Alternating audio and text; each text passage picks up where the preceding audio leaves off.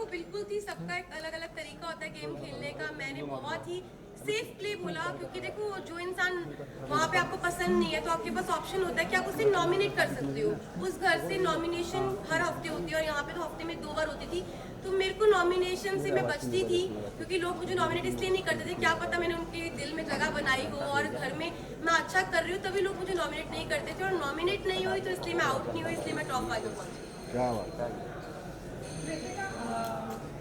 Press conference के बाद आप बहुत लो हो गई थी, क्योंकि हमने देखा आप जिस तरीके से बाथरूम में हो रही थी और आप कहीं ना कहीं डिमोटिवेट आप ही हो गई थी और अरमान जी भी हो गए थे, क्योंकि उन्होंने कहा कि मैं नहीं चाहता कि मैं विनर बनूं और तू मुझे नॉमिनेट कर देना। ये लोनेस क्यों? क्योंकि आप लोगों ने कहीं ना कहीं एक्सेप्ट तो कर लिया है कि हमारा रिलेशनशिप है, सब अच्छा है, तो फिर क्यों इतना लो फील किया? देखो सबसे पहले तो जितने भी लोग हैं मैं सबको ये बोलना चाहती हूँ कि हम तीनों बिल्कुल भी सपोर्ट नहीं करते पॉलीगैमी को। और शादी हो गई है, इसको 7 साल हो गए जब हम लोगों ने शादी की थी। हम लोग सोशल मीडिया पे नहीं थे, चीज़ें हो गई। बस यही है कि हाथ जोड़ के सब लोगों से यही रिक्वेस्ट है कि हम लोग बिल्कुल भी सपोर्ट नहीं करते 2 शादियों को। और उस टाइम पे जब मैं बिग बॉस के घर में थी तो ऑलमोस्ट मुझे 35 डेज हो चुके थे। 35 दिन से अपनी फैमिली से दूर थी, पायल से दूर थी, अपने बच्चों की कोई खबर नहीं थी। तो अचानक से इतने सारे लोगों ने जो क्वेश्चन पुट करे, हाँ मैं मानती हूँ कि जो चीज़ें हुई वो एक मतलब कि बोलते कि वो एक्सपेक्टेड नहीं था जो चीज़ें हुई, और बहुत ही अलग चीज़ है। तो पर जो लोगों के क्वेश्चन थे ना, वो कहीं ना मुझे हर्ट कर रहे थे। और मुझे ये चीज़ सुनने में आई थी कि पायल के बारे में जो लोग बोल रहे थे, तो वो चीज़ों के बारे में मुझे ना टेंशन सी हो रही थी। मतलब कुछ चीज़ें मुझे खाई जा रही थी। और हम बिग बॉस के घर में थे, मेरे पास फ़ोन नहीं था कि मैं अपनी फैमिली को पूछ सकूं क्या वो ठीक है, क्या मेरे बच्चे ठीक है। तो बस एक होता है ना कि आप 35 दिन से भरे हुए थे, और वो उस दिन जो बातें हुई उस बातों से मुझे तोड़ दिया और मैं इमोशनली ब्रेक डाउन हो गई थी। पर फिर जब मैं रोई और मैंने अपनी जो दिल की बात थी अरमान जी से शेयर करी, फिर मैं थोड़ी सी, मेरा जो दिल है वो हल्का हुआ।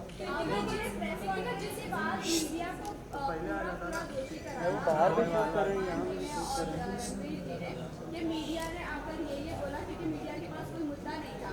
बाहर बैठे बैठे अगर पायल कॉन्ट्रोवर्सी क्रिएट कर रही है खुद ही कि वो डिवोर्स ले लेती नहीं करेगी ऐसा वैसा, फिर आप लोगों का ये ड्रामा ऐसे, आप लोगों ने ब्लेम ऐसे क्यों किया कि मीडिया की ही गलती है, मीडिया ने ये किया, पायल ने ऐसा नहीं बोला होगा? क्या ये बात हेडलाइन बनाने के लिए पायल कर रही थी सब कुछ? तो देखो अभी तक मेरे को फ़ोन नहीं मिला है, मैं डायरेक्ट घर से आई हूँ। अभी तक मैंने फ़ोन यूज़ नहीं करा। जिस टाइम मैं घर पे थी तो मुझे जो चीज़ पता चली, क्योंकि देखो मैंने घर में ये चीज़ सुनी नहीं थी, ना मैंने देखी, ना अपनी आंखों से देखी, ना अपने कानों से सुनी कि पायल क्या बोल रही है।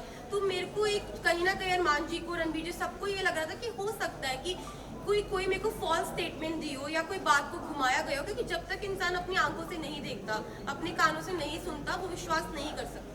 लेकिन अरमान जी ने पूरे सीजन में एक दूसरे की सुनते हुए लोगों के ऊपर तहमतें भी लगाई और उन्होंने बराबर से जवाब नहीं दिया। वो आपको नहीं लगता कि वो सही है? अगर लवकेश के बारे में कोई आकर बोल रहा है कि वो चेकआउट कर रहा है तो वो बराबर से उनको ऐसा लग रहा है कि हाँ वो सच बोल रहा है। लेकिन जब हम आकर कोई मीडिया आकर आपको बोल रही है तो वो आपको गलत लग रहा है। वहीं मुनव्वर ने भी आपकी सेम बात बोली डिवोर्स वाली बात, तब भी आपको नहीं यकीन हुआ? नहीं, मुझे यकीन नहीं हुआ, क्योंकि देखो ये जो बात है ना बहुत ज़्यादा, आप समझो मैं घर के अंदर हूँ, 40 दिन से घर में अंदर हूँ, अचानक से कोई ये बात बोलता है, पायल डाइवोर्स वाली बात जो बोल रही है, ये इतनी शॉकिंग बात थी कि इसकी वजह से मैं पूरे 2 दिन इतना ब्रेक डाउन रही हूँ, इतने इमोशनली, मतलब हर चीज़ से मैं जूझ रही थी उस घर के अंदर। तो मुझे कहीं ना कहीं लग रहा था कि मैं अपने दिल को ये चीज़ समझा रही थी कि क्या पता ये बात सच हो, क्या पता ना हो। क्योंकि मेरे को यही था मैं बाहर जाऊँ और मैं पायल से डायरेक्ट बात करूँ। जब मैं घर से बाहर निकली टॉप 5 में, जब मैं इस रेस से बाहर निकली, मैं बाहर निकलते ही स्टेज पे पायल थी और मैंने उससे पूछा तू ठीक है ना? उसने बोला हाँ मैं ठीक हूँ। बाकी बात की। अभी तक मैंने फोन अपने नहीं देखे, कुछ नहीं। अब मेरा सवाल आपसे है कि जैसे कि पायल प्लीज 1 by 1 प्लीज। पायल कह रही कि डिवोर्स में लेने जा रही है, उसका मतलब पायल ने बिना डिवोर्स लेके आप दोनों ने शादी की, तो इसका मतलब आपकी शादी तो नल एंड वॉइड हो गई है according to the Indian law कि अरमान और जो आपकी शादी है वो असली रियल में शादी है ही नहीं है कानूनी हिसाब से। उस पर आप क्या कहना चाहेंगे? देखो मैं सबको यही बात बोल रही हूँ, हम लोग पॉलीगैमी को सपोर्ट नहीं कर रहे, जो 2 शादियाँ इसको बिल्कुल भी सपोर्ट नहीं कर रहे।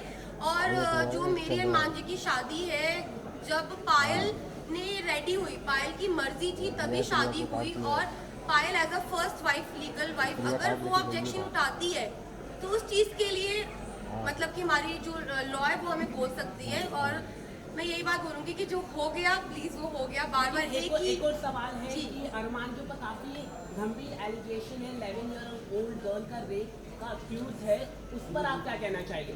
मैं इस पर्सनल चीज़ के बारे में कुछ नहीं बोलना चाहती। आई एम नॉट क्या सपोज आपको मालूम था I am not suppose to say क्या पायल ने कराया? तो Payal next question I am not supposed, just a second.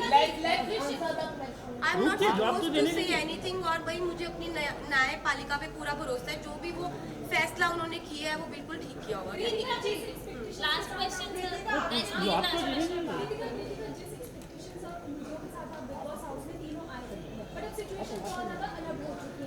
आप तीनों के रिलेशन के बारे में भी सवाल पूछ रहे हैं और पायल के स्टेटमेंट की वजह से बहुत सारा क्रॉस होता है। आपने अब 2 दिनों में जो सिचुएशन फेस की उसके बाद अब मेंटली प्रिपेयर है, क्योंकि फैमिली से भी बात होगी, पायल से भी बात होगी और आपको अपने जो ब्लॉग्स चैनल के जरिए आपके फैंस आपके साथ मिलते हैं, आपको जी मैं बिल्कुल प्रिपेयर हूँ हर चीज़ के लिए। हम तीनों ने जो हमारा रिश्ता है वो आप लोगों को सभी को पता है और मुझे पता है कि वो इतनी इजीली नहीं टूटेगा। अब मैं बाहर आ गई हूँ, जो भी चीज़ें हैं, जैसी भी चीज़ें, सारी चीज़ें इकट्ठे बैठ के फेस करेंगे। एक सवाल आपके लिए है कि आप थैंक यू 5 मिनट भी नहीं हुआ।